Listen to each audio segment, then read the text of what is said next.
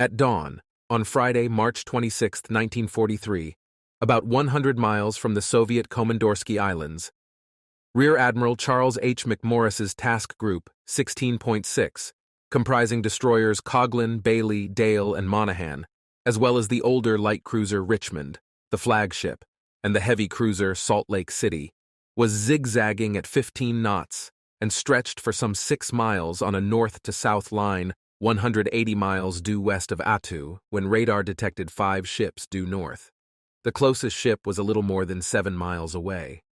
McMorris had run headlong into Vice Admiral Boshiro Hosogaya's Fifth Fleet.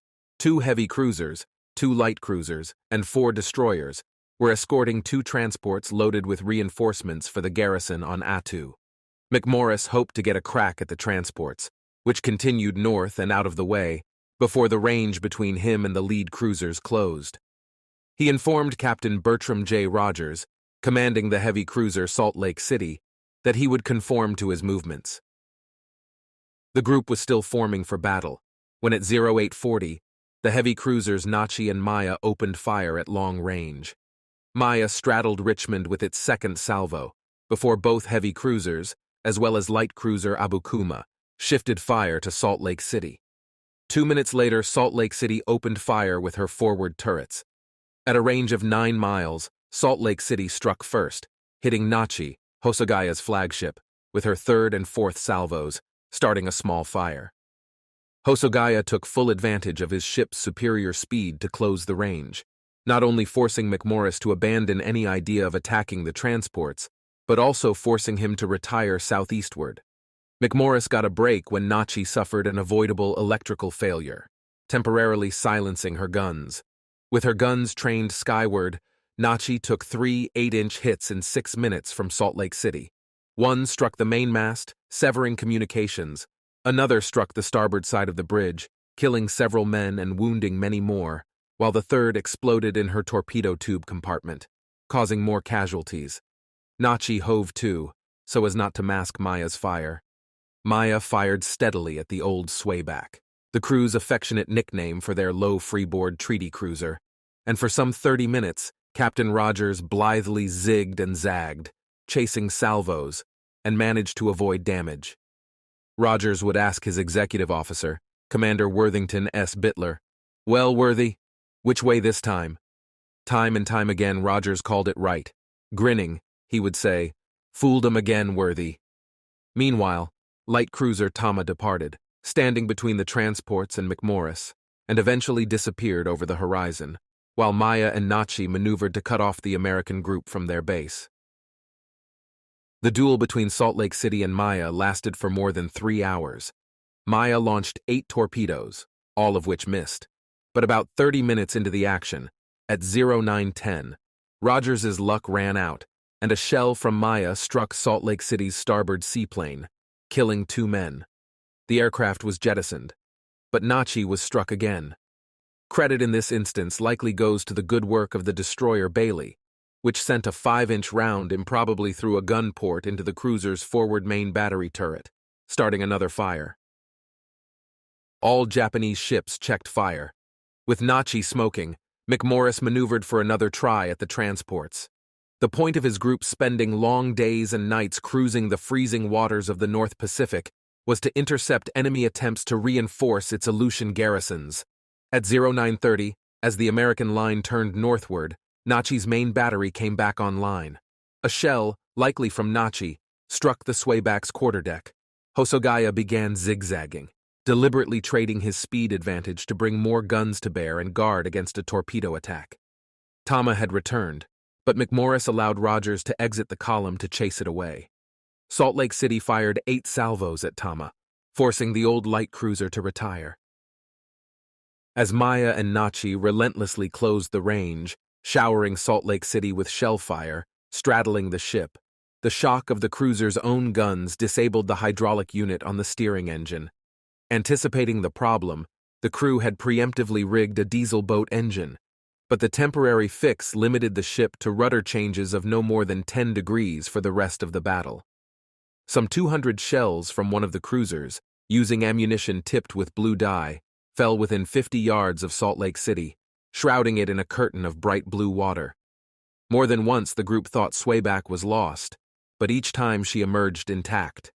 At 10:10, an 8-inch shell from Maya penetrated the main deck, passed through the ship, and exited below the waterline.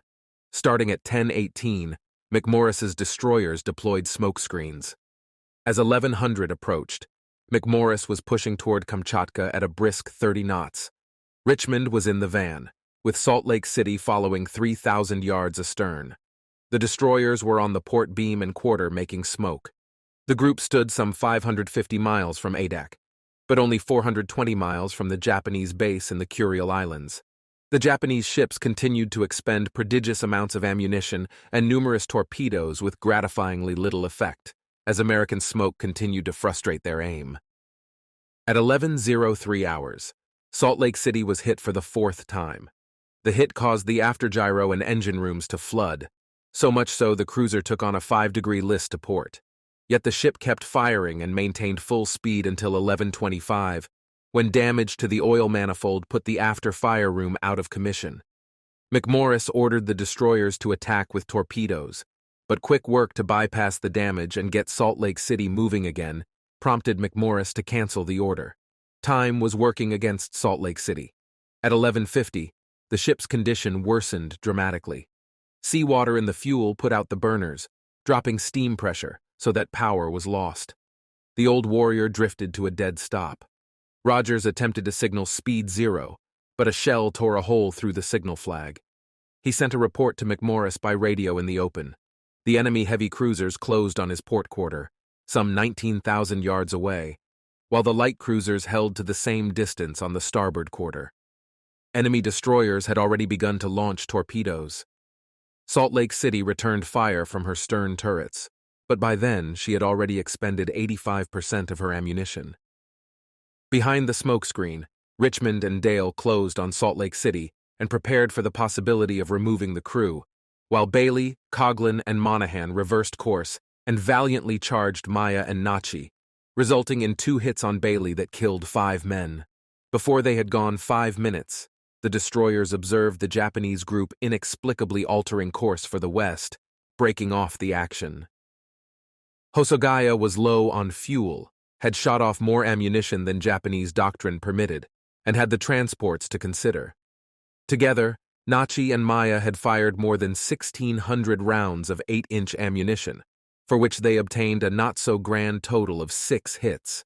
He was disgusted with the scout work of his own destroyers, too. Only the pilot of Nachi's lone spotter plane knew that Salt Lake City was dead in the water, but that key piece of information failed to reach the flagship.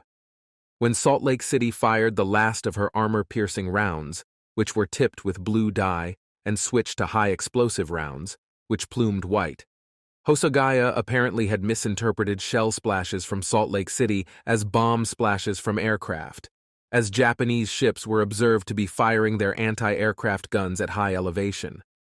Finally, though Maya and the rest of his force remained unhurt, flagship Nachi had gotten the worst of the punishment delivered by the American side. All things considered, Hosogaya reasoned, getting the transports home safely seemed to make the most sense. In the event, Salt Lake City lay dead in the water only for some 4 minutes, until the engineers refired the boilers. Rogers continued firing with his aft turrets until 12:04 hours, by which time the range had opened considerably. Richmond and some of the destroyers fired until 12:12, when the action was broken off, ending one of the last pure gunnery duels between major combatants in naval history. McMorris had thwarted the reinforcement mission and, though fighting a retiring action, won the battle. Historian Paul Dull wrote, "Admiral McMorris probably displayed more courage than judgment in his actions." The victory in the Battle of Komandorski Islands had effectively ended the use of surface vessels to reinforce Attu and Kiska. Several months later, McMorris became Admiral Chester W. Nimitz's chief of staff. By contrast, Admiral Hosogaya, who had snatched defeat from the jaws of victory, was subsequently chastised, disgraced, and retired. On the American side, 7 men lost their lives, with Salt Lake City and Bailey needing major repairs, but all hands agreed the outcome could have been far worse. Japanese casualties amounted to 14 killed and more than 24 wounded. With American military and naval strength expanding rapidly, the Japanese positions in the Aleutian Islands had become untenable. In May 1943, Operation Landcrab annihilated the garrison on Attu. Though Attu's defenders had been left for dead, at the end of July, a Japanese surface group skillfully used the cover of fog to extract some 5,200 men holding Kiska, bringing the Aleutians campaign, which had begun 13 months earlier, to a close.